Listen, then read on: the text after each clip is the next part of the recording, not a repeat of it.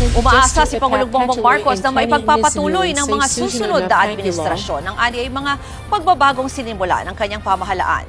Sa Part 2 ng BBM Podcast Episode 6, natanong ang Pangulo kung may mga bagay ba siyang babaguhin sa naging desisyon ng kanyang amang si dating Pangulong Ferdinand Marcos Sr. Giit ng Pangulo, hindi na uubra ang mga dating patakaran at mga gawi nung panahon ng kanyang ama.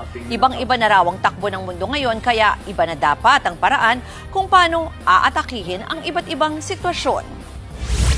And the reason the structural change is important is because kahit wala na ako rito, sana yung mga pagbabagong nasimula namin o na tumatakbo na, matuloy-tuloy na para hindi na matanggal.